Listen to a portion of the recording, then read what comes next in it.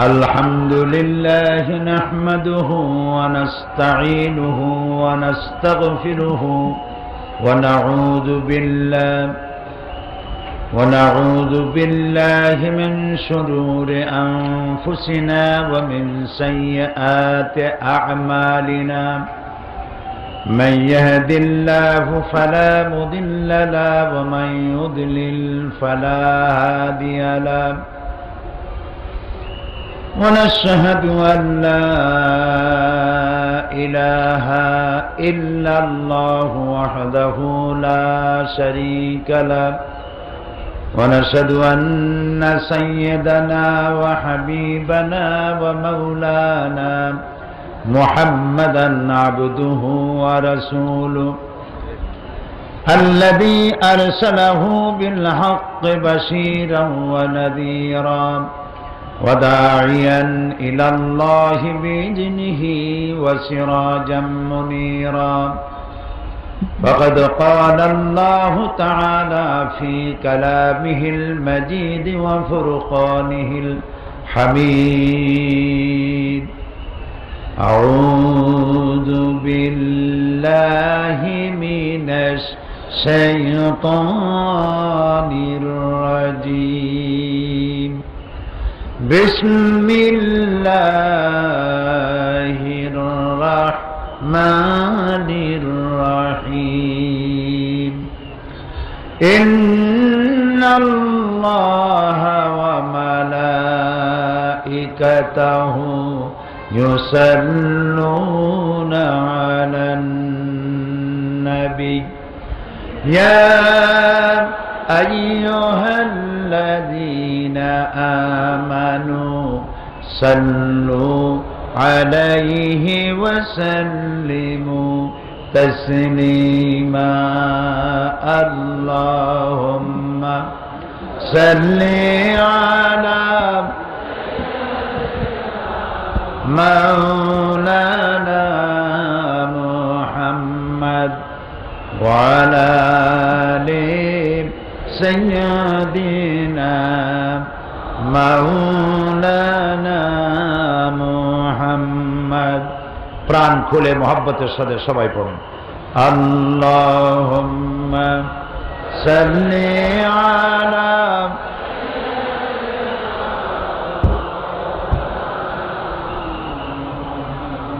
وعلى آل سيدنا مولانا محمد بلغ العلا بكماله كشف الدجى بجماله حسنت جميع خصاله صلوا عليه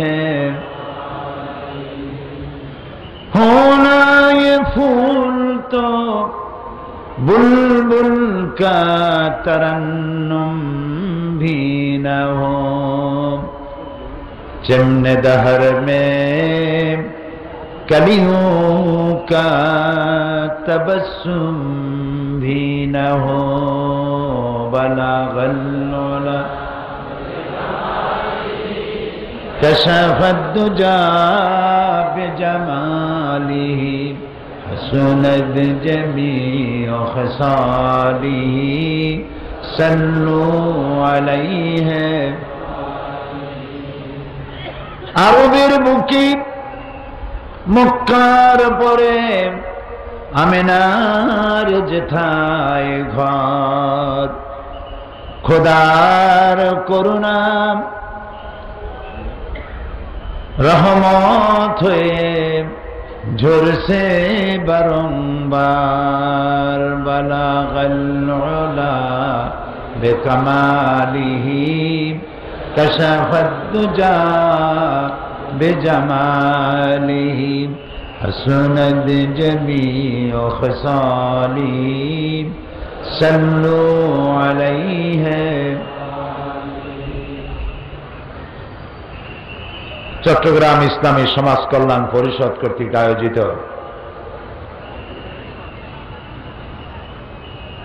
দিনব্যাপী ঐতিহাসিক তাফসীরুল কোরআন মাহফিলের ২৭তম বাৎসরিক মাহফিলের আজকের এই দ্বিতীয় দিবসে সম্মানিত সভাপতি ফজিলাতুল শেখ হযরতুল আল্লাহ মাওলানা শামসুদ্দিন সাহেব, আমার অত্যন্ত বন্ধু, এদেশের সর্বজনম শ্রদ্ধ পরিচিত ব্যক্তিত্ব, আন্তর্জাতিক খ্যাতিসম্পন্ন মুফাসসিরে কোরআন হযরত মাওলানা লুৎফুর রহমান সাহেব, হযরত উলামায়ে কেরাম, উপস্থিত বাংলাদেশের বিভিন্ন প্রান্ত থেকে, পার্শ্ববর্তী দেশ থেকে আগত সম্মানিত কোরআন প্রেমিক, রাসূল প্রেমিক ভাইয়েরা, পর্দার আড়ালের মা এবং বোনেরা, আসসালামু আলাইকুম ওয়া রাহমাতুল্লাহি ওয়া বারাকাতুহু।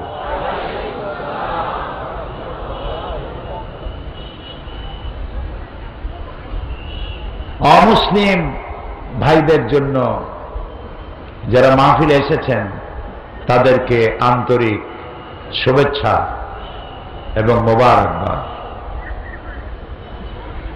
যেসব সম্মানিত সাংবাদিক বৃন্দ, প্রিন্টিং অ্যান্ড ইলেকট্রনিক মিডিয়া, যারা এই মাহফিলকে কষ্ট করে পরিশ্রম করে পত্রপত্রিকা, রেডিও টেলিভিশনের মাধ্যমে দেশ থেকে দেশান্তরে ছড়িয়ে দেওয়ার প্রচেষ্টায় নিয়োজিত, সেসব সাংবাদিক বৃন্দকে জানাই অন্তরের অন্তঃস্থল থেকে মোবারকবাদ। প্রিয় ভাই সব, কোরআনে কারীমের মাহফিলে আল্লাহ তাআলা যে আমাদের আসার তৌফিক দিয়েছেন, এজন্য মনিবের দরবারে শুকরগুজার হচ্ছি। সর্বপ্রথম বিনীতভাবে উচ্চারণ করছি আলহামদুলিল্লাহ, রব্বানা লাকাল হামদ হামদান কাসীরান তাইয়্যিবান মুবারাকান ফীহি ইয়া রাব্বি লাকাল হামদু কামা ইয়ানবাগি লিজালালি ওয়াজহিকা ওয়া আযীমি সুলতানিকা। প্রাণ ভরে আমরা আমাদের মনিবের প্রশংসা করলাম, বলি আলহামদুলিল্লাহ। কোরআন আরবি ভাষায় নাজিল হয়েছে, আর আমাদের ভাষা আরবি নয়, আমাদের ভাষা কি? বাংলা। আর আজ হচ্ছে ঐতিহাসিক ভাষা দিবস, আন্তর্জাতিক মাতৃভাষা দিবস, ঐতিহাসিক 21শে ফেব্রুয়ারি। গোটা জাতি এ দিবসকে শ্রদ্ধার সাথে পালন করেছে। মাতৃভাষা হচ্ছে আল্লাহ রাব্বুল আলামিনের সেরা দান। তিনি মানুষকে কথা বলার তৌফিক দিয়েছেন, পাখিকে ভাষা দিয়েছেন, পিঁপড়াকে ভাষা দিয়েছেন। পিঁপড়াও কথা বলেছে, পিঁপড়ার ভাষা আছে। পিঁপড়ার ভাষা আছে না? আপনারা দেখেছেন পিঁপড়া যখন যে পথে যায়, যার সাথে দেখা হয়, কানে কানে কি যেন বলে যায়, সম্ভবত SMS করে। পিঁপড়ার ভাষা বোঝার তৌফিক আল্লাহ তাআলা দিয়েছিলেন সুলাইমান আলাইহিস সালামকে। মানতিকাত তায়র, তিনি পাখির ভাষা বুঝতেন, প্রাণীর ভাষা বুঝতেন। সুলাইমান আলাইহিস সালাম যাচ্ছেন, আর পিঁপড়া বলছে তার সাথী সঙ্গীদেরকে যে সুলাইমান আসতেছে তার সৈন্য সামন্ত নিয়ে, তাড়াতাড়ি গর্তে লুকাও, তা না হলে তাদের পদতলে পিষ্ট হয়ে মরবে। সুলাইমান আলাইহিস সালাম পিঁপড়ার রাজারে হাতে উঠায় নিলেন। আমাদের দেশে পিঁপড়ার রাজা আছে না, চেনেন? কেমন দেখা যায়? ভালোই দেখা যায়। পিঁপড়ার রাজারে সুলাইমান আলাইহিস সালাম হাতে উঠাইছেন। পিঁপড়াকে তিনি প্রশ্ন করছেন, পিঁপড়া জবাব দিচ্ছে। পিঁপড়া প্রশ্ন করছে, সুলাইমান আলাইহিস সালাম জবাব দিচ্ছেন। ভাষা না জানলে কি জবাব দিতে পারতেন? এখন পিঁপড়া ভাষা আমি বুঝি, মানুষ সামান্য একটু ইংরেজিতে কথা বলতে পারে, তাই কত অহংকার। বাংলা কইতে গিয়ে মাঝে মধ্যে ইংরেজি না কইলে জানটা ঠান্ডা হয় না। আছে না একরকম লোক, কয় যে ভাই তুমি বাঙালি মানুষ, তো এত ইংরেজি কও কেন? কয় যে সরি, কয় যে এইটা একটা ইংরেজি কয়ে ফেললেন, কয় এক্সট্রিমলি সরি। তো মানুষ একটু ভাষা শিখলে, একটু বিদ্যা অর্জন করতে পারলে একটা অহংকার সৃষ্টি হয়, সকলের হয় না। রব যার প্রতি এহসান করেছেন, দয়া করেছেন, তার হয় না। এখন সুলাইমান আলাইহিস সালাম পিঁপড়ার সঙ্গে কথা বলছেন,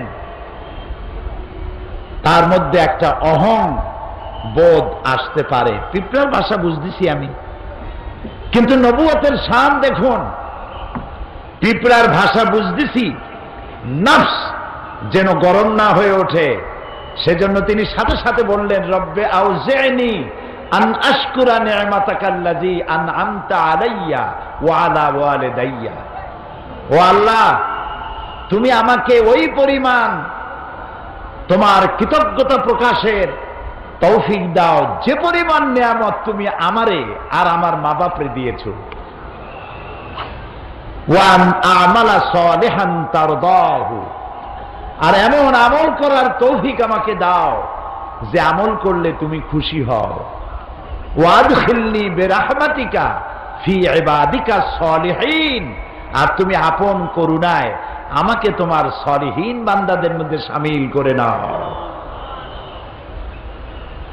ভাষা একটি নিয়ামত। আর রহমান আল্লামাল কোরআন খলাকাল ইনসান আল্লামাহুল বায়ান। মানুষকে আল্লাহ ভাষা শিক্ষা দিয়েছেন। এই যে পাখিরা গান গায়, কুহু কুহু তাদে, আপনি শোনেন কুহু কুহু, সে তো বলতেছে আল্লাহু আল্লাহু। ওয়ালাকিন লা তাফকাহুনা তাসবিহাহুম, তোমরা ওদের তাসবিহ বোঝো না। ওরা ওদের ভাষায় আল্লাহর গান গায়, আল্লাহর কৃতজ্ঞতা স্বীকার করে, আল্লাহর তাসবিহ পড়ে। প্রিয় ভাই সব, মাতৃভাষা আল্লাহর দান। আল্লাহ তাআলা বলছেন, ওমা আরসালনা মির রাসূলিন ইল্লা বিলিসানি কওমি লিয়ুবায়্যিনা লাহুম। আমি এমন কোন নবী পাঠাই নাই যে নবীকে তার জাতির মাতৃভাষায় পাঠাই নাই। এই মাতৃভাষায় নবী পাঠাইছি এই জন্য যাতে করে তারা আমার বাণীগুলিকে তার জাতিকে বুঝায় দিতে পারে। আল্লাহ নবী পাঠাবেন আরব দেশে, সেজন্য লন্ডন থেকে নবী বানায় আনেন নাই। ইংরেজি কইলে আরবরা বুঝবে কি, ঠিক কিনা? সুতরাং যে জাতি কাছে আল্লাহ নবী পাঠাবেন সেই জাতির মাতৃভাষায় আল্লাহ নবী পাঠিয়েছেন। এই ভাষা হচ্ছে আল্লাহর দান। ওয়ামিন আয়াতিহি খালকুস সামাওয়াতি ওয়াল আরদ ওয়া ইখতিলাফি আলসিনাতিকুম ওয়া আলওয়ানিকুম। আল্লাহ তাআলা বলছেন, আমার অসংখ্য নিদর্শনের মধ্যে রয়েছে আকাশ আর জমিন, আর রয়েছে তোমাদের মধ্যে রঙের বৈচিত্র্য, আর রয়েছে ভাষা। অসংখ্য ভাষা এবং রং, এসব আমার সৃষ্টি, আমার নিদর্শন। ইন্না ফী যালিকা লাআয়াতিন লিল আলামিন।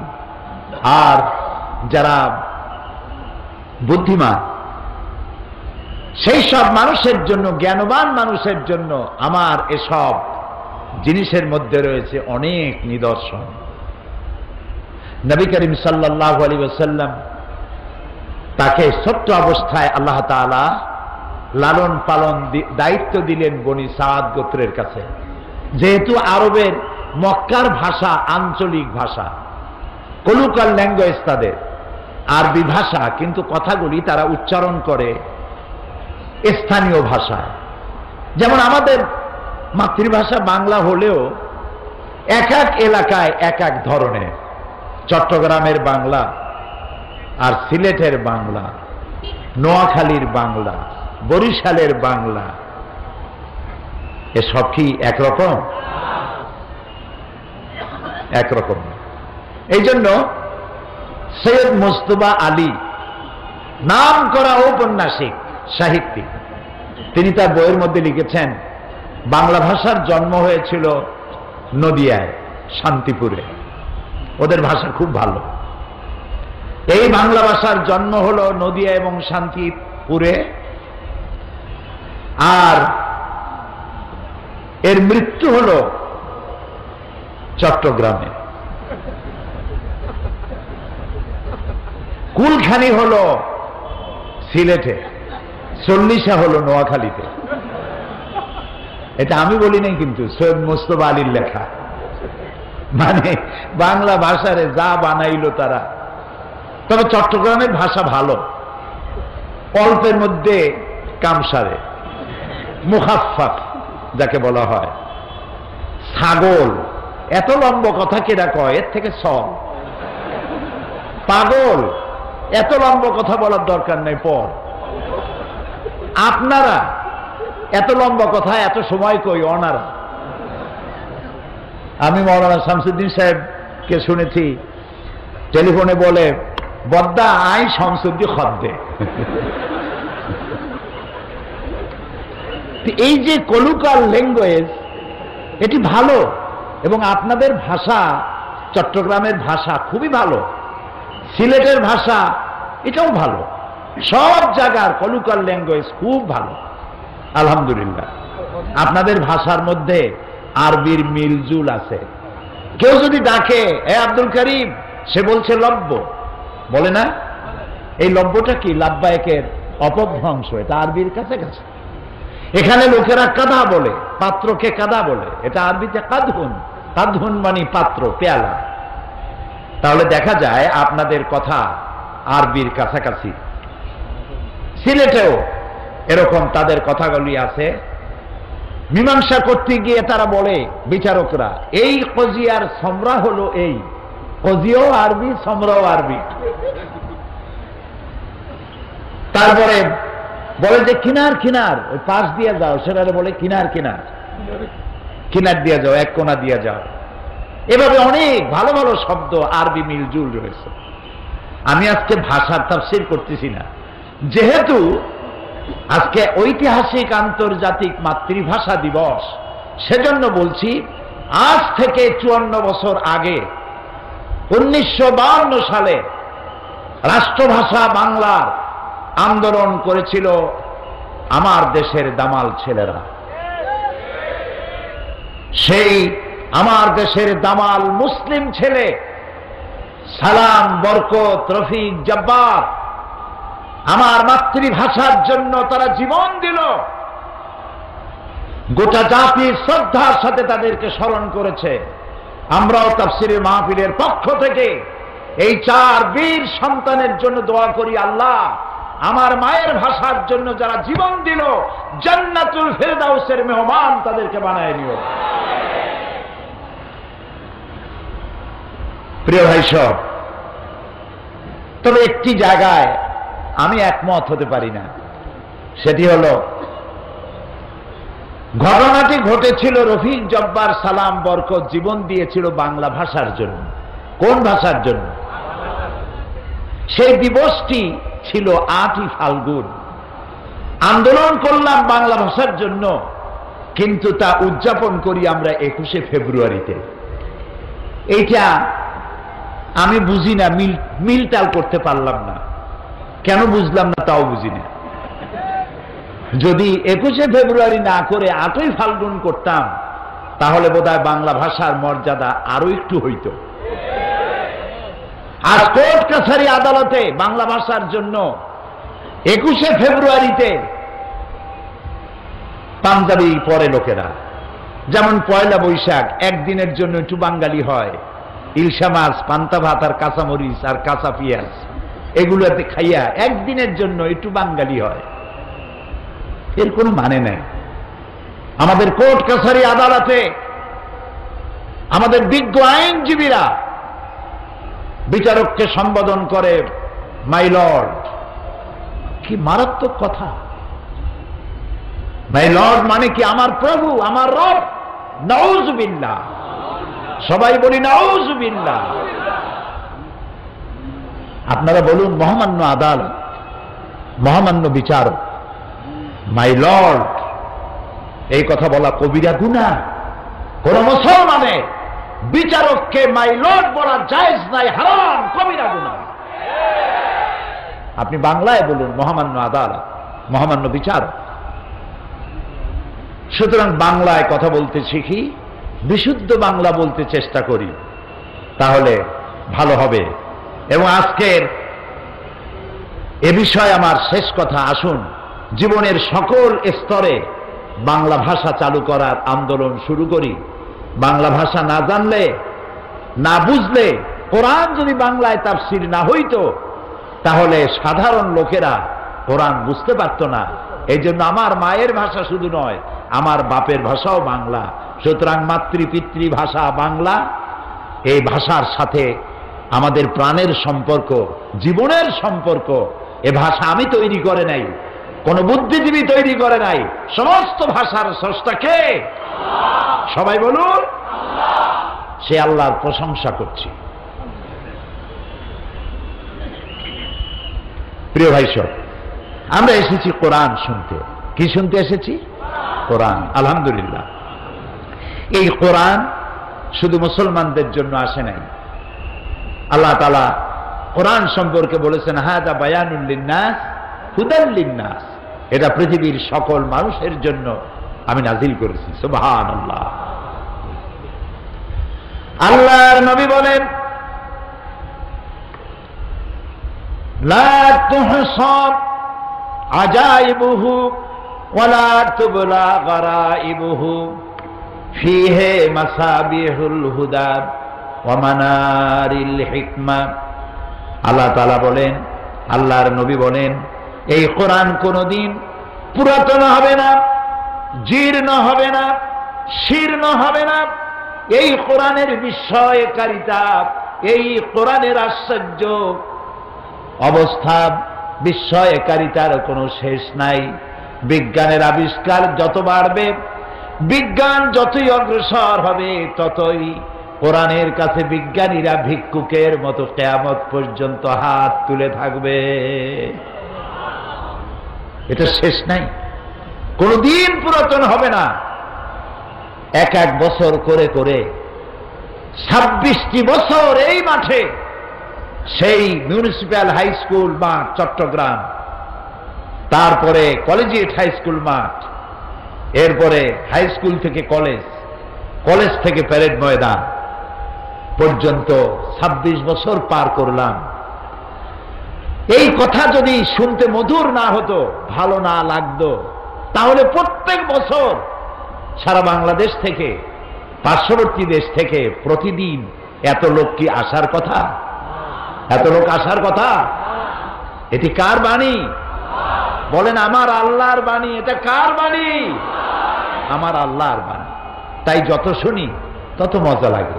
ফিহে মাসাবিহুল হুদা ওয়া মানারিল হিকমা, এটা হচ্ছে হেদায়েতের সুউচ্চ মশাল আর বিজ্ঞানের বিশাল মিনার। বিজ্ঞানে ভরা, দর্শনে ভরা, জীবনের সমস্ত কিছু দিয়ে ভরা এ কোরআন। সুবহানাল্লাহ। আল্লাহ তাআলা কোরআনে কারীমের মধ্যে বলেছেন, ওয়া কুল্লা ইনসানিন আলজামনাহু, আমি প্রত্যেকটি মানুষের গলার মধ্যে এখানে ছোট্ট ছোট্ট একটি ঘুটলির মতো রেখে দিয়েছি, যেটার ভেতরে তার সারা জীবনের সমস্ত কাজ আর কথাগুলি লিপিবদ্ধ হয়, এবং কিয়ামতের দিন ওটি তার হাতে দিয়ে দেব। আর বলবো ইকরা কিতাবাক, এবার তুমি তোমার কিতাব পড়ো, জীবনে কি করেছিলে। প্রশ্ন ওঠে যে ছোট্ট একটা ঘুটলি এই গলার কাছে একটা মানুষ বাঁচে 50, 60, 70, 80, 100, 150, আগে তো আরো বেশি বাঁচত। সারা জীবনের সমস্ত কথা আর কাজ এই ছোট্ট এতটুকু একটা ঘুটলির মধ্যে কেমনে লিপিবদ্ধ হবে? প্রশ্ন উঠেছে। জবাব কি কঠিন না সহজ? আপনারা অনেকে আন্দাজেই কইছেন সহজ। সহজে কেমনে বোঝেন নেই। সহজ এইভাবে, আপনাদের সকলের কাছে এখন মোবাইল আছে, আছে না? টিভিতে দেখলাম এখন ভিক্ষুকরাও নাকি মোবাইল ব্যবহার করে। মোবাইল করে বলে, সাহেব আমারে চিনেছেন? কয় না, চিনি নাই তো। কয় আমি ওই ফকির সাহেব, সোনারগাঁ হোটেলের সামনে যে গাড়িতে দেখা হয়েছিল, আপনি বাসায় কখন থাকবেন, আমি সেই সময় আসবো, আমার কিছু ভিক্ষা দেবেন। ওরাও এখন ব্যবহার করছে।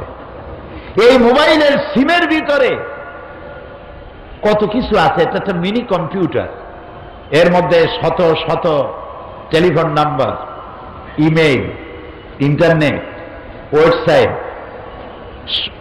ওয়েবসাইট সহ সব কিছু। আমি গত রমজান মাসে মক্কা শরীফ থেকে বাংলাদেশে ফিরছি, জেদ্দায় এসেছি। একটা মোবাইল কেনা দরকার। একটা মোবাইলের দোকানে গেলাম,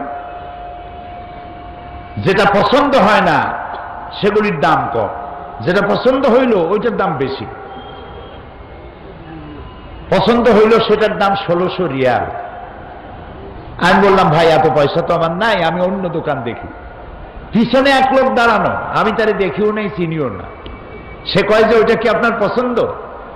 আমি বললাম, ভাই আমার কাছে তো পয়সা নেই, এটা নেবো না, আমি অন্য দোকানে গিয়ে দেখি যে আমি একটা কম দামে পাই নাকি। কয় যে আপনার দাম দিয়া কাম কি, আমার বাড়ি চট্টগ্রাম, এটা আমি আপনার হাদিয়া দেব। চট্টগ্রামের ফজিলত বয়ান করতেছি না, অন্য কথা বলবো।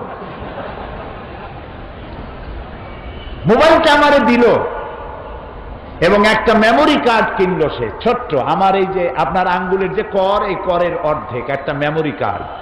এই কার্ডটা ভিতরে ঢুকায় দিল আর বলল এইটার ভিতরে 30 পারা কোরআন শরীফ ঢুকানো আছে।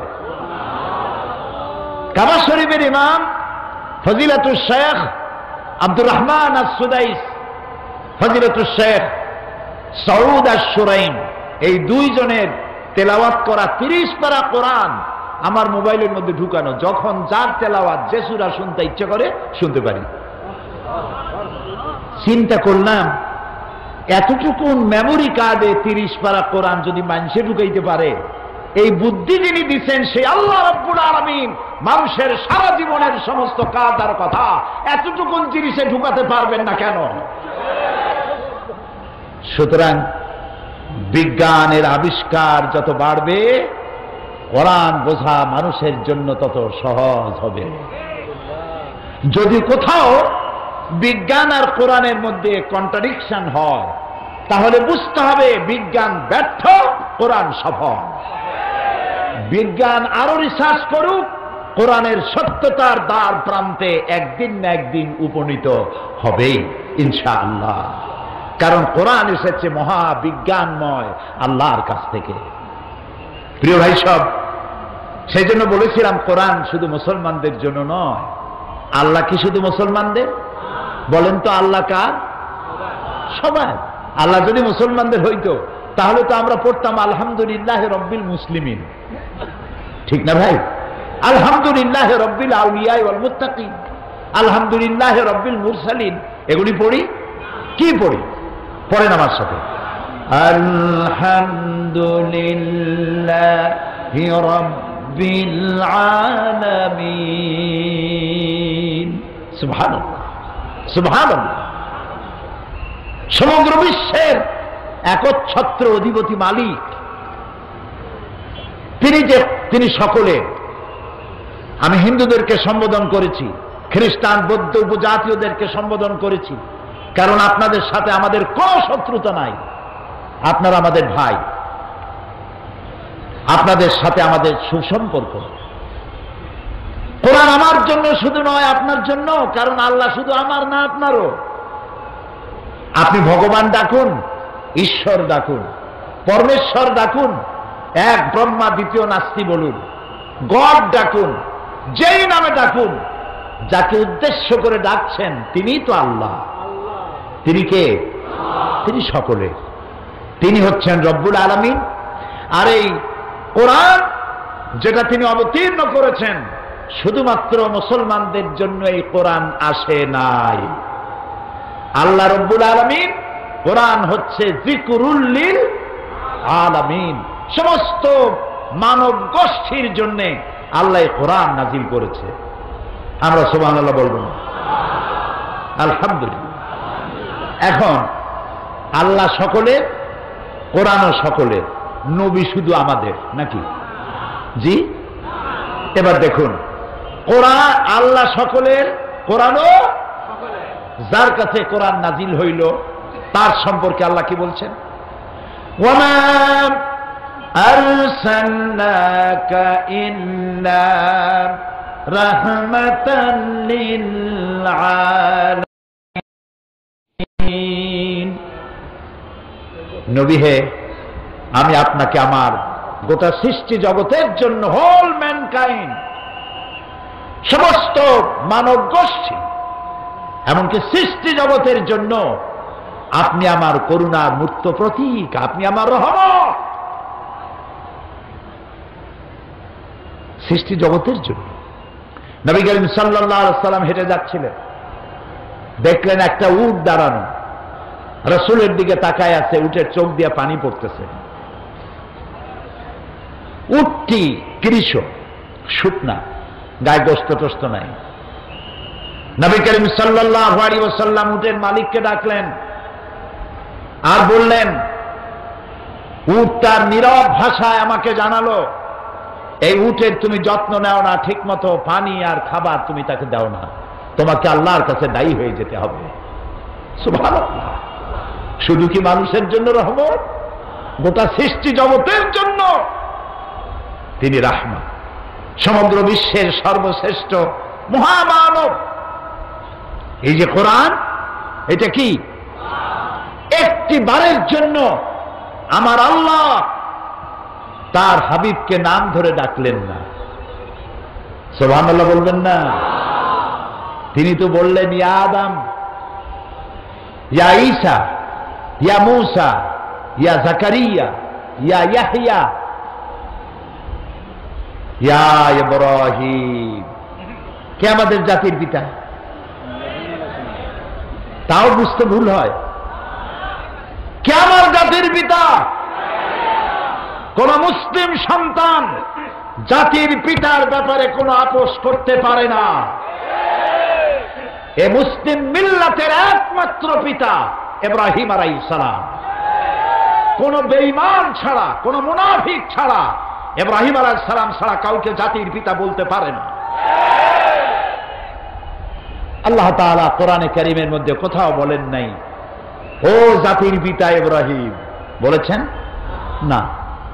ডাইরেক্ট, ওয়ানাদাইনাহু আইয়া ইব্রাহিম, আমি ডেকে বললাম, ও ইব্রাহিম, কাদ সাদ্দাকতা রুইয়া ইন্না কাযালিকা নাজজিল মুহসিনিন। ও ইব্রাহিম, তুমি তোমার স্বপ্নকে বাস্তবে রূপ দিয়েছো, আর আমি এভাবে করি মুহসিনিনদেরকে আমি জাযা দান করে পুরস্কৃত করে থাকি। সবাই নাম ধরে ডাকলেন। গোটা কোরআনে কারীমের মধ্যে আল্লাহ রাব্বুল আলামিন একটি জায়গায়ও ইয়া মুহাম্মদ, ইয়া আহমদ বলে কোথাও ডাকলেন না, বরং আল্লাহ রাব্বুল আলামিন বললেন, ও মানুষেরা, তোমরা যেমন পরস্পরকে নাম ধরে ডাকাডাকি করো, এইভাবে করে আমার নবীকে কখনো নাম ধরে ডাকবা না। কখনো আমার নবীকে নাম ধরে ডাকবে না। সুবহানাল্লাহ। আল্লাহ তাআলা নিষেধ করে দিলেন। এই যে সর্বশ্রেষ্ঠ নবী, তার জীবন সর্বকালের সমগ্র মানব গোষ্ঠীর জন্য একমাত্র গ্রহণযোগ্য আদর্শ। লাকাদ কানা লাকুম ফি রাসূলিল্লাহি উসওয়াতুন হাসানাহ, একমাত্র তিনিই গ্রহণযোগ্য, তার কাছ থেকে আদর্শ গ্রহণ করো। তার চরিত্রের সার্টিফিকেট দিলেন আল্লাহ তাআলা নিজে, ইন্নাকা লাআলা খুলুকিন আযীম, আপনি উন্নত চরিত্রের উপরে প্রতিষ্ঠিত। তার চরিত্রটাই ছিল কানা খুলুকুহুল কোরআন, তার চরিত্রটা ছিল কোরআন, তিনি ছিলেন চলমান কোরআন। সুবহানাল্লাহ, সুবহানাল্লাহ। যেটা 30 পারা কোরআন, সেটাই রাসূলের 23 বছরের নবুয়তের জীবন, যেটা রাসূলের 23 বছরের নবুয়তের জীবন, সেইটাই 30 পারা কোরআন। মহান আল্লাহ তাআলার পরই তার মর্যাদা, তার থেকে বড় সম্মান মর্যাদার পাত্র আরশের নিচে, ফারশের উপরে, জমিনের উপরে আর কারো নাই।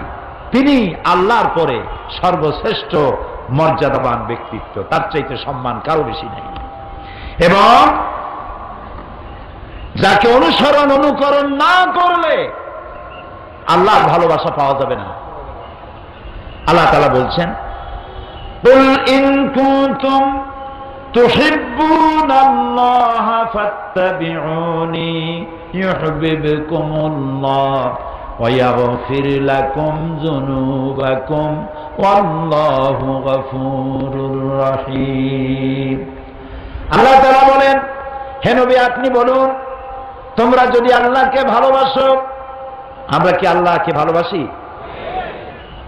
আমি গতকাল বলেছি কিছু কিছু প্রশ্ন আছে ঈমানের সাথে জড়িত, জবাব দিতে দেরি করলে শয়তান খুশি হবে। এটা তো ঈমানের প্রশ্ন। আমরা কি আল্লাহরে ভালোবাসি? হ্যাঁ, এইবার না বোঝা গেল শয়তান অসন্তুষ্ট হয়ে গেছে। খুশি হয়েছে কে? তবে ভালোবাসা একতরফা হয় না, ভালোবাসার জন্য কি লাগে?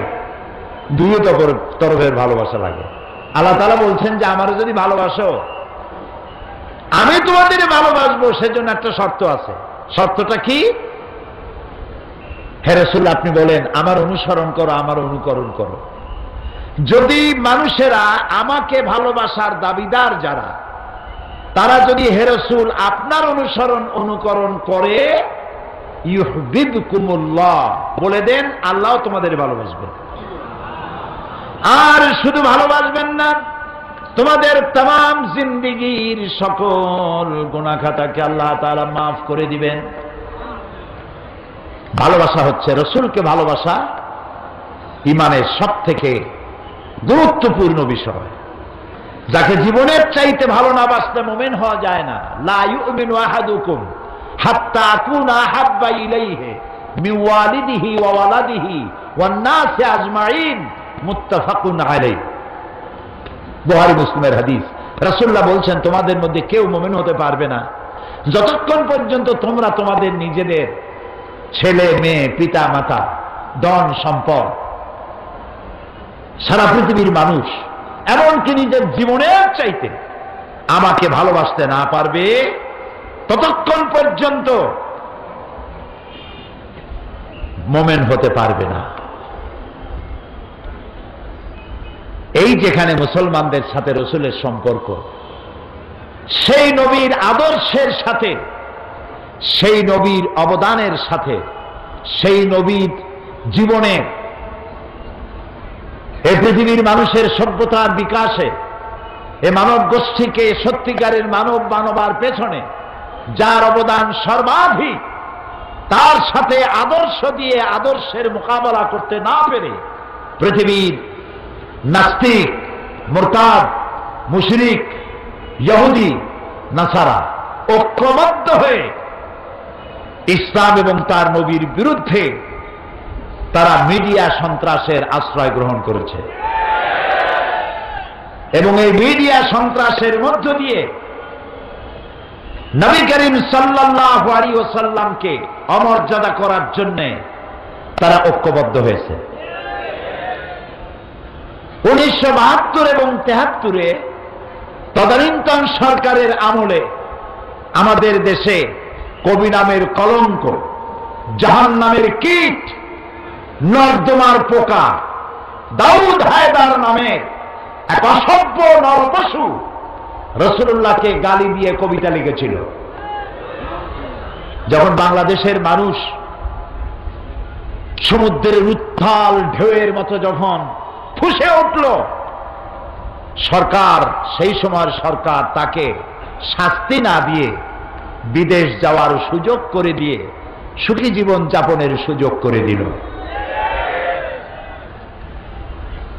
কয়েক বছর পূর্বে ভারতীয় বংশোদ্ভূত ব্রিটিশ নাগরিক সালমান রুশদি কোরআনে কারীমকে স্যাটানিক ভার্সেস বলে বই লিখল।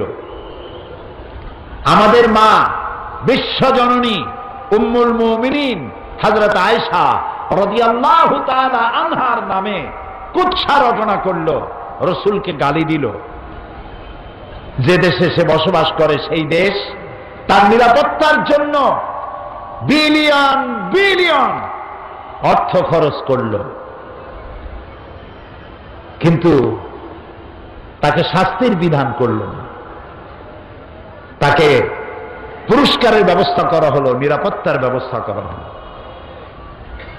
এর বিরুদ্ধে পৃথিবীতে প্রতিবাদ করতে গিয়ে বহু মুসলমান শহীদ হয়েছে। মুসলমানের অবস্থা তো এই, অনেক মুসলমান আছে নামাজ পড়ে না, রোজা রাখে না, মদ খায়, মিথ্যা কথা বলে, কিন্তু রাসূলকে গালি দেওয়া হয়েছে, এটা শোনা মাত্রই সে বেরিয়ে যায়। আমি অপরাধী, নামাজ পড়ি না এটা ঠিক, মদ পান করি সেটাও ঠিক, কিন্তু রাসূলুল্লাহকে গালি দিলে আমি বাঁচব কেন? শহীদ হয়ে যায়, মরে যায়, সে জীবন দিয়ে দেয়।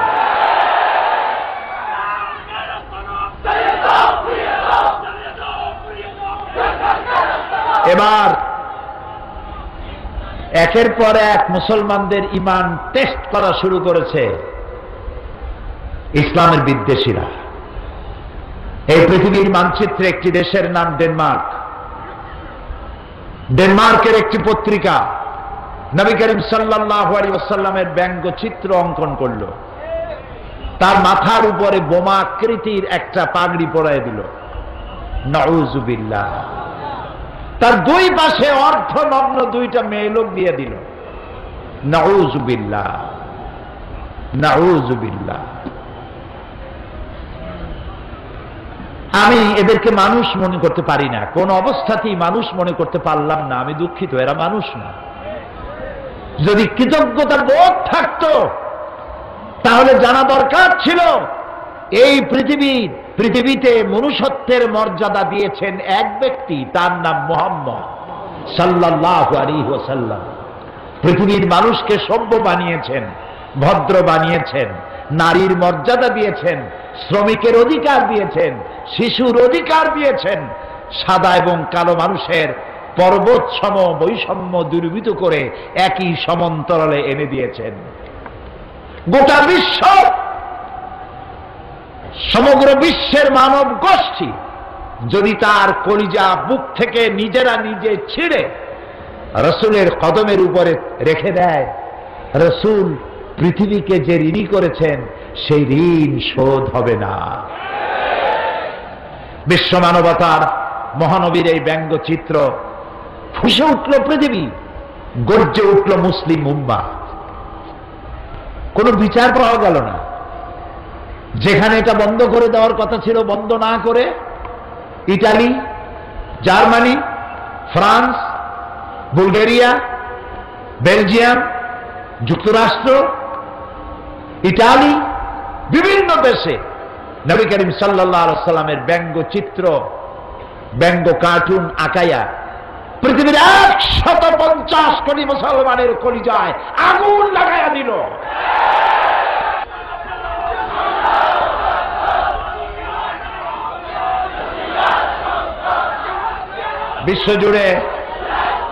বিশ্বজুড়ে মুসলমানরা প্রতিবাদ মুখর হয়ে উঠল। শহীদ হল আফগানের 17 জন মুসলমান, শহীদ হল নাইজেরিয়ার 11 জন মুসলমান, শহীদ হল ইটালির 16 জন মুসলমান। পৃথিবীর বিভিন্ন জায়গায় মুসলমানেরা শহীদ হচ্ছে। হোয়াইট হাউস এবং জাতিসংঘ থেকে বলা হলো কিং আব্দুল্লাহকে, সৌদি আরবের বাদশাহ কিং আব্দুল্লাহকে তারা বলল মুসলমানরা বাড়াবাড়ি করতেছে, তাদেরকে শান্ত হতে বলেন, তারা যেন শান্ত হয়, বাড়াবাড়ি যেন না করে। এটা নাকি বাড়াবাড়ি।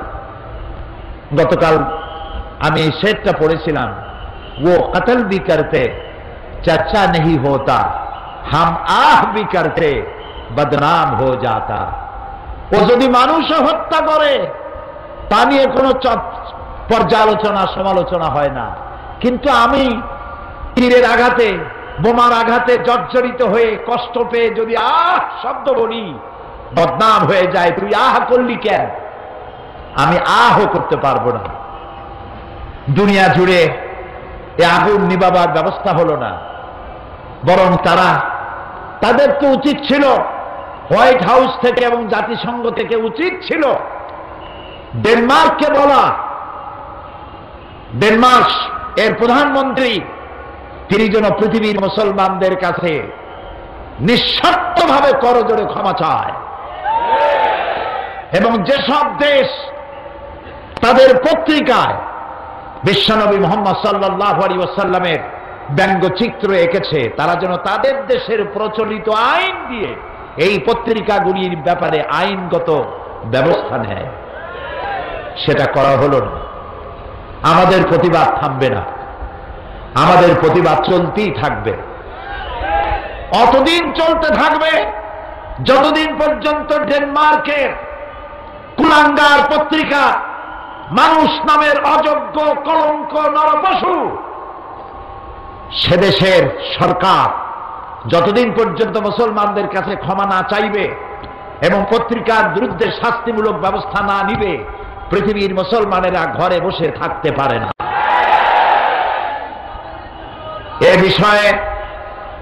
এ বিষয়ে আমার দেশের প্রধানমন্ত্রী তার নিজের পক্ষ থেকে ডেনমার্ক প্রধানমন্ত্রীকে নিন্দা জানিয়েছেন। জোটের পক্ষ থেকে, সরকারের পক্ষ থেকে, দেশের 15 কোটি মানুষের পক্ষ থেকে তীব্র নিন্দা এবং ধিক্কার জানিয়েছেন দেশের প্রধানমন্ত্রী। বাংলাদেশের মহান জাতীয় সংসদে আমরা সম্মিলিতভাবে সমস্ত দল মত শুধু নয়, বাংলাদেশের ইহুদি, খ্রিস্টান, বৌদ্ধ, হিন্দু, জাতি ধর্ম নির্বিশেষে আমরা নিন্দা প্রস্তাব গ্রহণ করেছি ডেনমার্কের বিরুদ্ধে। এই নিন্দা প্রস্তাব সর্বসম্মতক্রমে বাংলাদেশের মহান জাতীয় সংসদে পাশ হয়েছে। আমি আজ মুসলমানদের বলবো, আমাদের এই প্রতিবাদ বন্ধ হবে না, তবে একটা জিনিস মনে রাখতে হবে, ওরা চায় আমাদেরকে আঘাত দিবে, আর আমরা যেন রাসূলুল্লাহর আঘাত তো কোনো মুসলমান সইতে পারে না, পারে? মুসলমান তার সামনে তার বিবি, তার বাচ্চা জবাও হোক সহ্য হইতে পারে, কিন্তু রাসূলুল্লাহকে গালি দিলে মুসলমানের সহ্য হয় না। এ মুসলমানেরা প্রতিবাদ মুখর হবে, সোচ্চার থাকবে, তবে ওরা চায় আমরা যেন ওদের পতাকায় আগুন জ্বালাই, আমরা যেন ওদের দূতাবাসগুলি আগুন দিয়ে পোড়ায় দেই, আমরা যেন ওদেরকে মারধর করি, আমরা যেন বাস পোড়াই, আমরা যেন মানুষ হত্যা করি। এই সব ব্যাপারে ওরা এটা চায়। ওদের পাতানো ফাঁদে আমরা কি পা দিব? আমরা কি পা দিব? নিশ্চয়ই নয়। আমাদের প্রতিবাদ হবে অহিংস, কারো দেশের পতাকা পোড়ায় নয়, কারো দূতাবাসে আগুন জ্বালায় নয়, কাউকে হত্যা করে নয়, বরং কলিজার সবটুকুন ধিক্কার, নিন্দা এবং প্রতিবাদ জানাবো। কলিজা দিয়া ধিক্কার দিয়ে তাদেরকে প্রতিবাদ জানাতেই থাকবো। ওরা আমাদেরকে সন্ত্রাসী জাতি হিসাবে চিন্তা পরিচিত করাবার জন্য হাজারো চেষ্টা করছে। এই চেষ্টায় আমরা পাও দেব না। আল্লাহ যেন আমাদেরকে সেই ধৈর্য ধরার তৌফিক দান করেন। আমরা বলি আমিন, আমরা সবাই বলি আমিন। আমরা ড্যানিশ কন্ডেন্স মিল্ক না খাইলে মরে যাব। আজকে শপথ হোক, ডেনমার্কের কোন জিনিস আমরা কিনবো না, হারাম। এবং যেই সব দেশ আমার রাসূলকে গালি দিয়েছে, আমার রাসূলের ব্যঙ্গচিত্র এঁকেছে, যতদিন পর্যন্ত মুসলমানদের কাছে ক্ষমা না চাইবে ততদিন পর্যন্ত তাদের তৈরি করা কোন পণ্য আমাদের বিক্রি করা, আমাদের বেচা কেনা আমাদের জন্য হারাম ঘোষণা করলাম। আমরা তাদের পণ্য গ্রহণ করব না। আচ্ছা, বাচ্চা যখন পৃথিবীতে এলো তখন তার যেই পাইপ দিয়ে খাবারের যার খাবার তার পথ ছিল সেটা কি থাকলো না গেল? চট্টগ্রামের বাচ্চার কি করে? ওই তারটা রেখে দেয়, কি করে? কাটে ফেলে। আমাদের বরিশালও কাটে, সারা দুনিয়া কাটে। এখন বাচ্চা খাবে কি? সে তো চিৎকার মারছে ক্ষুধায়। আল্লাহ রাব্বুল আলামিন মায়ের পেটের ভিতরে সন্তানের খাবারের জন্য একটা পাইপলাইন দিয়েছিলেন। ভূমিষ্ঠর সঙ্গে সঙ্গে পাইপলাইনটা কেটে দেওয়া হলো, একটা লাইন কেটে দেওয়া হলো। সন্তান এখন কি খাবে? বিশ্ব নিয়ন্তা রব্বুল আলামিন এক লাইন কেটে দিয়ে বাচ্চার জন্য মায়ের বুকের উপরে সন্তানের জন্য ডাবল লাইন চালু করে দিলেন। এই হচ্ছে আমার আল্লাহ, সুবহানাল্লাহ। সবাইকে খাওয়ান, সবাইকে খাওয়ান, কাউকে না খাওয়াইয়া রাখেন না। খেতে দেওয়ার মালিক কে? আল্লাহ তাআলা। এই পৃথিবীতে মানুষের চাইতে প্রাণী, অন্যান্য প্রাণীর সংখ্যা তো অনেক বেশি। চট্টগ্রামে যত ইঁদুর, উই পোকা, তেলা পোকা, সার পোকা আর পিঁপড়া আছে তত কি মানুষ আছে? কারা বেশি? আপনারা বেশি না ওরা বেশি? ওরা বেশি। এই অসংখ্য প্রাণী কে খাবার দেয়? বলেন কে দেয়? ছোট্ট পিঁপড়া থেকে শুরু করে হাতি পর্যন্ত, দরিয়ার তিমি মাছ থেকে তেলাপুঁটি পর্যন্ত। দরিয়ার ভিতরে যে বড় বড় তিমি আছে, নীল প্রজাতির তিমি, এর ওজন 5000 টন পর্যন্ত হয়। এখন তিমি মাছটা যত বড়, যেমন মা তেমন সা, মাও যেমন বাচ্চাও তেমন হয়েছে। বাচ্চা তো আর ছাগলের বাচ্চা হয় না। কিসের বাচ্চা হয়েছে? তিমির বাচ্চা। ওর তো ডিম হয় না, বাচ্চা দেয়। বাচ্চা যখন এলো তিমির পেট থেকে, ওর প্রত্যেক দিন খাবার লাগে 60 থেকে 70 মণ দুধ। কে দেয়? কে দেয়? আল্লাহ রাব্বুল আলামিন বলেন, এই পৃথিবীতে এমন বহু প্রাণী আছে যাদের খাদ্য তারা জমা করে না, সঞ্চয় করে না। সেসব প্রাণীগুলির খাদ্য আমি সরবরাহ করি। যেমন আপনার আমার ব্যাংকে টাকা আছে, গোলায় ধান আছে, কিন্তু কোন প্রাণীর ব্যাংকে কিছু জমা নাই। আজ সকালে যা খেলো, কাল সকালে কি খাবে তার জানা নাই। এ ধরনের অসংখ্য প্রাণী, পিঁপড়া থেকে শুরু করে হাতি, গন্ডার, ছোট্ট পাখি থেকে শুরু করে ঈগল পাখি, কাসকি মাছ থেকে শুরু করে তিমি মাছ পর্যন্ত, কেঁচো থেকে শুরু করে বড় বড় অজগর পর্যন্ত, সমস্ত প্রাণীগুলো সকালবেলায় খালি পেটে যার যার বাসা থেকে, যার যার এলাকা থেকে বেরিয়ে চলে যায়, মহাশূন্যে ওড়ে, জঙ্গলে বেড়ায় আর সমুদ্রে সাঁতরায়। আল্লাহ তাআলা বলেন, সন্ধ্যা আসতে না আসতে সমস্ত প্রাণীগুলির পেট ভরাইয়া আমি যার যার ঘরে ফিরাইয়া দেই। ওয়ামা মিন দাব্বাতিন ফিল আরদি ইল্লা আলাল্লাহি রিজকুহা। এই পৃথিবীতে এমন কোন বিচরণশীল জীব নাই যার রিস্কের দায়িত্ব আমি আল্লাহ পালন করি নাই। সকলকে এই রিস্কের দায়িত্ব আমি পালন করি। আবহমান কাল থেকে এই পৃথিবীতে দুই শ্রেণীর লোক, ধনী আর গরিব। বলেন কি? ধনী আর গরিব, এই দুই শ্রেণীর লোক।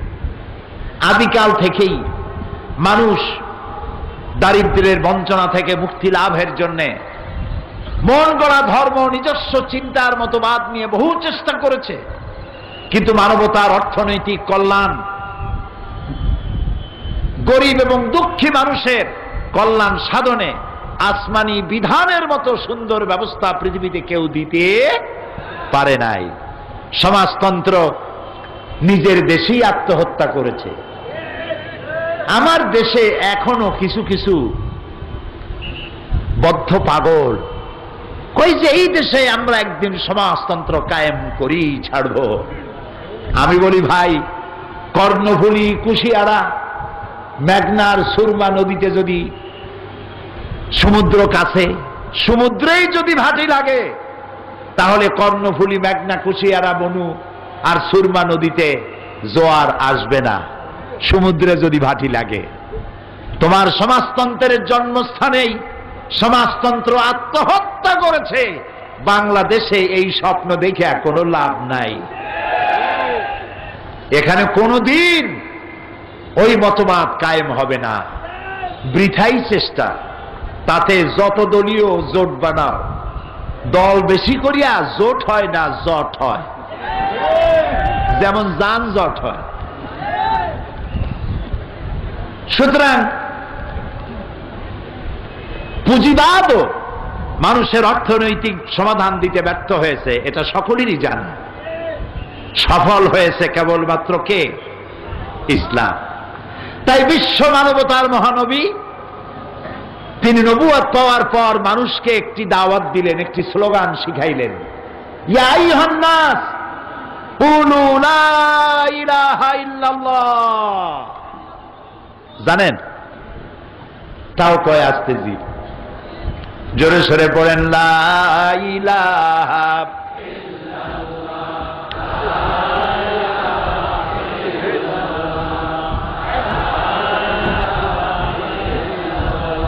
লা ইলাহা ইল্লাল্লাহু মুহাম্মাদুর রাসূলুল্লাহ।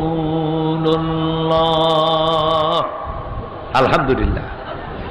এটি একটি স্লোগান, এটি একটি জিক্র, আফজালুজ জিক্র লা ইলাহা ইল্লাল্লাহ। এটি একটি বিপ্লবাত্মক কথা, এটি একটি রিভলিউশন সৃষ্টিকারী কথা, এর থেকে বিপ্লব সৃষ্টিকারী কথা, স্লোগান আকাশেও নাই, জমিনেও নাই।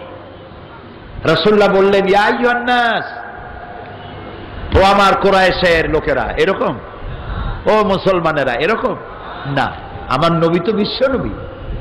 আলহামদুলিল্লাহ বলে, আমার নবী কি নবী? বিশ্ব নবী।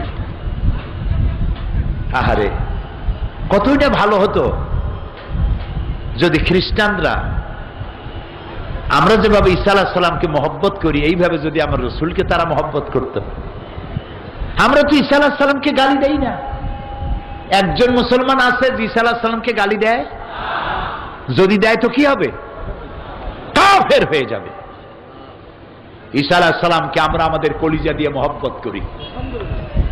ঈসা আলাইহিস সালামের মাকে মহব্বত করি, সম্মান করি। তিনি এই পৃথিবীর অন্যতম শ্রেষ্ঠ নারী। ঈসা আলাইহিস সালামকে কখনো কোনো মুসলমান গালি দেয় না। আমরা যদি আপনাদের নবীকে আমাদের নবী মনে করতে পারি, সম্মান করতে পারি, আপনারা আমার রসুলকে কেন সম্মান করতে পারেন না? সম্মান করতে শিখুন। আমরা এক হতে পারি, পারি না এক হইতে? খ্রিস্টান, বৌদ্ধ, ইহুদি সব আমরা এক হতে পারি। কি হলে? গত মে মাসে পৃথিবীর সব জায়গায় আল্লাহ আমারে নিছে, আলহামদুলিল্লাহ, বহুত জায়গায়। 4টা মহাদেশের অন্তত 50টার উপরে দেশ তো আল্লাহ তারে গোলামকে দেখিয়েছেন। বাকি ছিল মিশর। একটা আরবি মাকুলা আছে, মাল্লাম ইয়ারাল মিসরা লাম ইয়ারাদ দুনিয়া। যে ব্যক্তি মিশর দেখে নাই সে নাকি দুনিয়াই দেখে নাই। তা আমি মিশরে জামিউল আজহারের আমাদের এদেশের কিছু ছাত্রদের দাওয়াতে মিশর ভ্রমণ করলাম। এখানকার আন্তর্জাতিক ইসলামী বিশ্ববিদ্যালয়ের অধ্যাপক, কোরআন এবং বিজ্ঞান বিষয়ক অধ্যাপক, আমার পুত্রতম স্নেহাস্পদ অধ্যাপক মাওলানা গিয়াসউদ্দিন তালুকদার, আমি এবং এটিএন বাংলার ইসলামী বিভাগের ডাইরেক্টর আলহাজ আরকানুল্লাহ হারুনি, এই তিনজন আমরা সফর করলাম মিশর। 5 দিন ছিলাম। আমি তাদেরকে বললাম, যারা আমার প্রোগ্রাম প্রডিউস করেছে, আমি এখান থেকে তাদের বলেছি শুধু রাত্রে 4-5 ঘন্টা ঘুমাইতে দিও, জীবনে আর যাইতে পারবো কিনা জানি না, আমারে শুধু দৌড়াইবা যাতে করে আমি মিশরের ঐতিহাসিক জায়গাগুলি দেখতে পারি।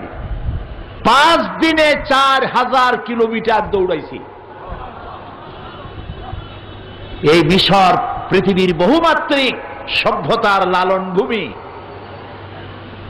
এটা ইউসুফ আলাইহিস সালামের বাড়ি, মুসা আলাইহিস সালামের জন্মস্থান, হারুন আলাইহিস সালামের জন্মস্থান, সালেহ আলাইহিস সালামের জায়গা, ইব্রাহিম আলাইহিস সালামের শ্বশুর বাড়ি। সুবহানাল্লাহ। মিশর ঢুকলাম, এয়ারপোর্টে নেমেই দেখি বিরাট সাইনবোর্ড লেখা আছে, উদখুলুল মিসরা ইনশাআল্লাহু আমিনিন, সূরা ইউসুফ। ভিতরে ঢুকলাম। তারপরে সব ঘটনা শোনাবো না, প্রাসঙ্গিক কথাটুকু আনবো, যেহেতু আমি মিশরের তাফসীর করতে তো বসিনি। যেখানেই যাই ঘুরে আসবো আপন জায়গায় ইনশাআল্লাহ।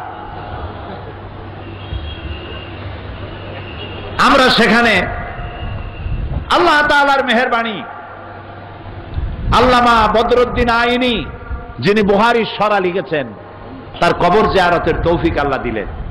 ইমাম শাফি রহমতুল্লাহ আলাইহ, তার উস্তাদ ইমাম ওয়াকি রহমতুল্লাহ আলাইহ, আল্লামা জালালউদ্দিন সাইয়ুতি রহমতুল্লাহ আলাইহ, তাদের কবর জিয়ারতের সুযোগ হলো আলহামদুলিল্লাহ।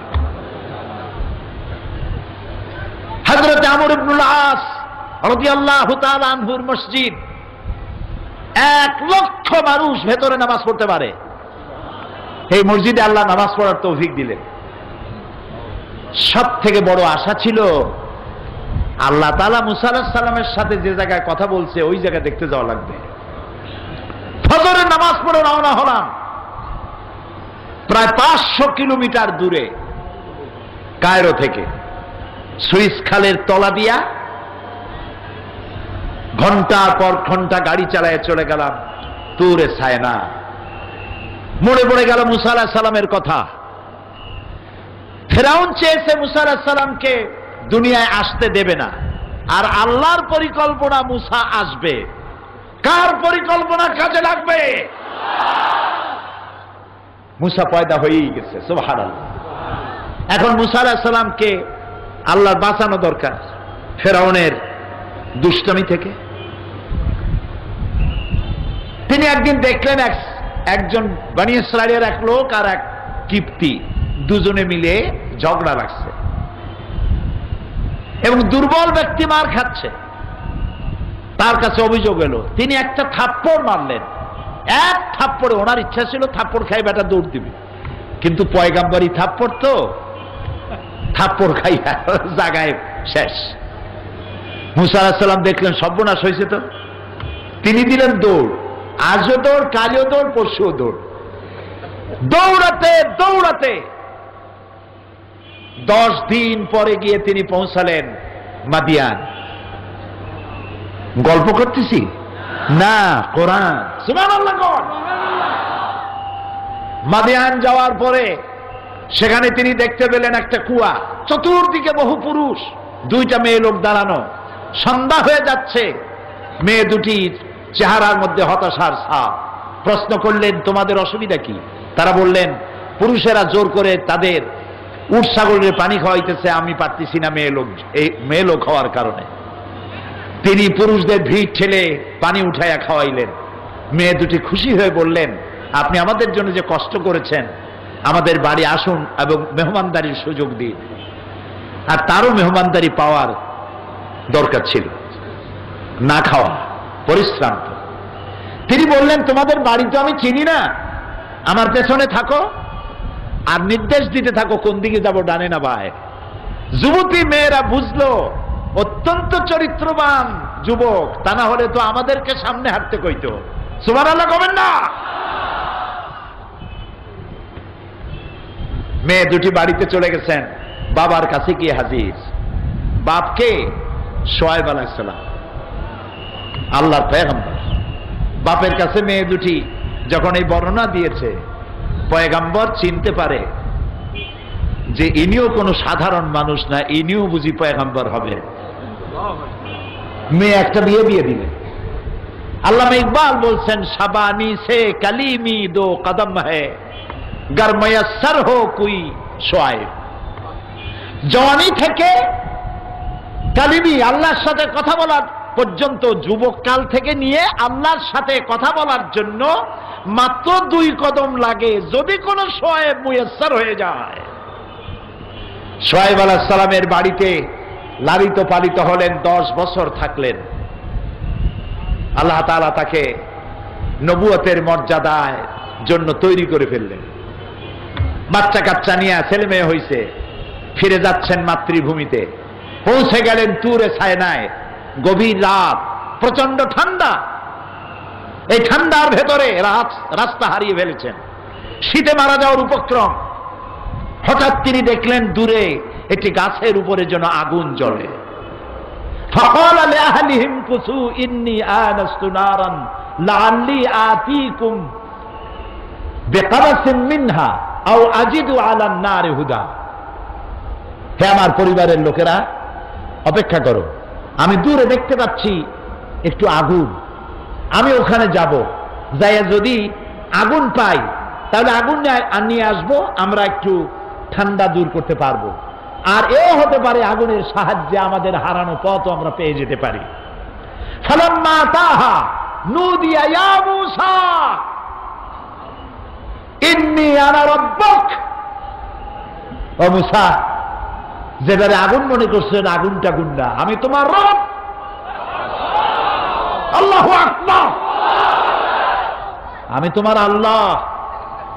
ফাখলা আলাইক ইন্নাকা বিল ওয়াদিল মুকাদ্দাসি তুয়া। ও মূসা, তুমি ওয়াদি মুকাদ্দাসে পৌঁছে গেছো। ওয়াদি বলা হয় উপত্যকাকে, আর উপত্যকা হলো 2 পাহাড়ের মাঝখানে ঢালু সমতল জায়গাকে বলা হয় উপত্যকা। আমি যখন আমার সাথীদের নিয়ে ওই জায়গা পর্যন্ত গেছি, আল্লাহর ভয়তে আল্লাহ মূসা আলাইহিস সালাম মূসা আলাইহিস সালামকে বলেছেন, ফাখলানা আলাইক, জুতা খোলো, এখানে আমার নূর পড়েছে, এটা পবিত্র জায়গা। আল্লাহর ভয়তে আমরা জুতো খুলে ফেলেছি অনেক আগে। আজান দিলাম, সম্ভবত গিয়াসউদ্দিন আজান দিয়েছিল। আজান হয়ে গেল, জোহরের নামাজ জামাতে আদায় করলাম।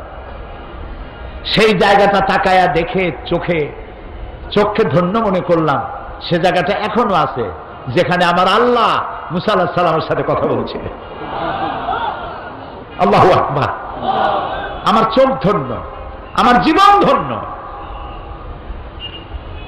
ওই জায়গায় দেখলাম, আসি মূল কথায়, ওই জায়গায় দেখলাম একদিকে একটা গির্জা আর তার পাশেই একটা মসজিদ, একদম গায়ে লাগানো।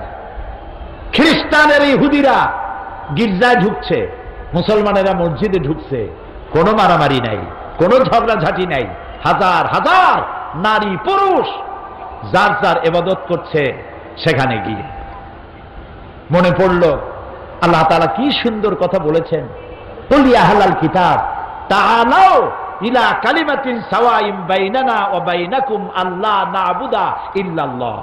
ও নবী, আপনি বলুন, হে আহলে কিতাবের লোকেরা, এসো, তোমরা আর আমরা একটা কথায় একীভূত হই যা তোমাদের জন্য আর আমাদের জন্য সমভাবে প্রযোজ্য। সেটা হলো এই, আল্লাহ না'বুদা ইল্লাল্লাহ, আল্লাহ ছাড়া আমরা কারো দাসত্ব কবুল করব না। ওয়ালা নুশরিকা বিহি শাইআ, আর আল্লাহর সাথে কাউকে অংশীদার স্থাপন করব না। ওয়ালা ইয়াত্তাখিযা বা'দুনা বা'দান আরবাবাম মিন দুনিল্লাহ, আর আল্লাহ ছাড়া কাউকে সুপার পাওয়ার হিসাবে মেনে নেব না। America Britain, German, Italy, France, Japan, Korea, মুসলমানের কাছে সুপার পাওয়ার বলতে কিচ্ছু নাই। সুপার পাওয়ার কেবলমাত্র আল্লাহ, আল্লাহ, আল্লাহ, আল্লাহ।